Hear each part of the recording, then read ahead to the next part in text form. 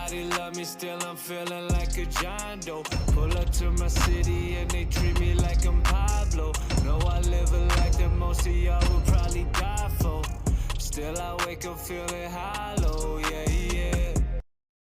Hunger Games series, having already copied 2012 last time, copies The Day After Tomorrow in the finale. Jesus Christ, enough with the pop culture references.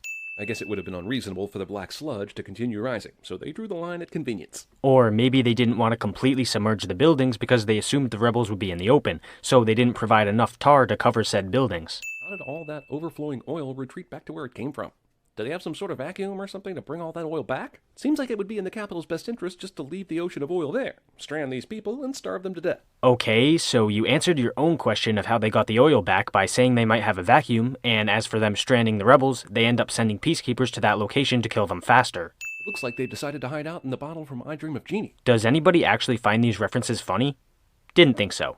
Katniss Everdeen seems to have met a violent end. The rebels didn't really hide when they ran across the courtyard, and they could definitely be seen in that footage the Capitol just broadcast. Yet the peacekeepers only shot where the bullets were coming from, and nothing else. The Capitol really needs to work on getting their cameras to work all the time, instead of just when it's convenient to our main characters. What? The way you started that sin made it sound like you were complaining about the Capitol claiming she's dead when they don't actually know, but then you switched to ranting about the cameras, which I guess has some kind of connection to the first part? I don't know. Anyway, the part about the Capitol assuming Katniss is dead is stupid because they are simply using that for propaganda, and as for the cameras rant, all the explosions and gunfire have presumably damaged a lot of them. These four were Capitol citizens and therefore exempt from the Hunger Games, so why did they have these glamour shots on file? I mean, the real-world United States requires photo ID and shit, so it could be from something like that.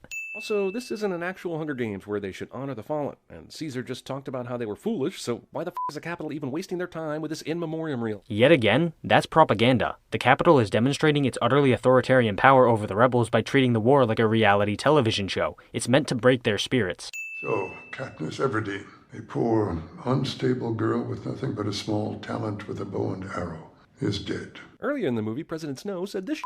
You have a habit of burying people before they're dead. But here he is doing the exact same thing. Didn't see a body of any kind, but declares Katniss dead. And it's not even a propaganda film. He really thinks she's dead. Because that's what the evidence all points to. You complain about not seeing a body, but the movie is literally showing you that he has enough evidence to declare their death.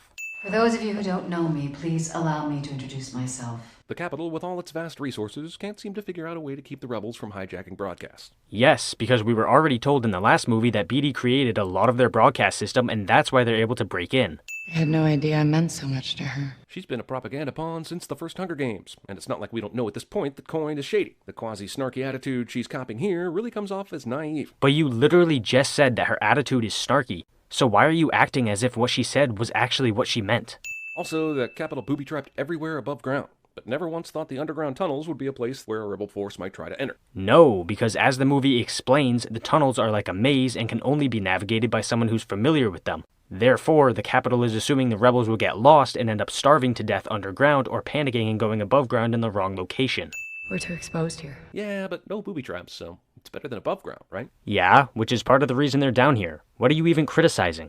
They survived. I don't know how. I do. They walked up one flight of stairs and didn't get shot at. Pretty simple to me. So when somebody shot at the peacekeepers, were you expecting them to then ignore those people and go through a search of every single other building? What the fuck? No, they just shot back at the people who were shooting at them. They would show me pictures of my life, but some weren't real. It would have been nice for them to actually show this instead of having PETA tell the whole story. Just another way these last two movies wasted their time. Okay, but the point of not showing PETA's torture was to make it a surprise when he attacked Katniss, and then reveal the details after. If they had shown you before, it would have given away the surprise. Did someone spill some Amityville horror in this Hunger Games? And yet another pop culture reference. Nobody's laughing, dude. Give it up. We gotta go. We gotta get out of here now. After PETA's urgency, we spend roughly 4 minutes just slowly walking around the sewers, giving me enough time for the suspense to wear off and the frustration over nothing happening to wear on. Did you just say frustation instead of frustration? What, are they gonna start eating crustaceans at the bus station? Here's 2 minutes of our heroes crawling around in the sewer, because Mockingjay makes more money and less sense if it's 2 separate movies. Or, and hear me out because I'm about to explain quantum physics, showing the heroes making their way through the sewers heightens suspense for the audience. Oh no, chuds! I think you already know what this sin is for. Since we aren't in some kind of jungle, like the earlier Hunger Games, we get weird alien creatures rather than mutant monkeys. Okay, this sin is completely pointless. I mean, why the hell is that a mistake that the filmmakers made? Are you citing the fact that they aren't in a jungle? What? I guess in this universe, if you already have a giant bruise on your abdomen from a bullet wound, you can't get any more. Otherwise, this would hurt like shit, and Katniss would be down for the count. Or maybe Katniss is not as much of a little bitch as you are and can handle her injuries in a life or death situation. Close-up, dark, quick, edited, random nothingness of an action scene. But the scene you're currently showing is not edited quickly at all, and it's really not that dark. You can see everything perfectly fine. What's wrong with your eyes? President Snow discovered Adam Sandler's Pixels technology. Just play the ding sound effect. President Snow and his minions clearly did not give a f*** because their pods are destroying everything. So, are you saying that keeping the city intact is more important than killing the rebels who want to topple the entire government? You're an idiot. I don't remember falling asleep, but did I just wake up watching a live-action adaptation of Kung Fu Panda? God damn it, enough with this shit. Also, nearly this whole movie is running from one place to another, and then waiting for 10 minutes, and no one even has an interesting sex story to tell. Jeremy has the attention span of a toddler with ADHD cliché. Broadcast signal can be picked up in this basement? Yes. Next question. Even if I didn't know what was going to happen at the end of this scene, I'd be an asshole walking in this crowd thinking, Snow's going to pack all of us into his mansion? Or maybe they're not going to be packed into the mansion, but rather in the area around it, so they realistically would not be suspicious. Rebel missile ex machina. You still don't know what the term Deus Ex Machina means, do you? Big twist at the end is not that Katniss is an indestructible robot, because she would have to be to survive all the shit this movie is throwing at her. Okay, you've already sinned this exact same concept a solid 3 times now, so just take this sin and shut up. Prim sits there staring at Katniss so long, you might as well plaster a neon sign on the screen that says Prim's gonna die. So staring at your sister means you're marked for death? Man, I guess every dude with a sister who's from Alabama is gonna die soon then. Half the last 2 movies' runtime is dedicated to Katniss in hospitals. Jeremy has the attention span of a toddler with ADHD cliché.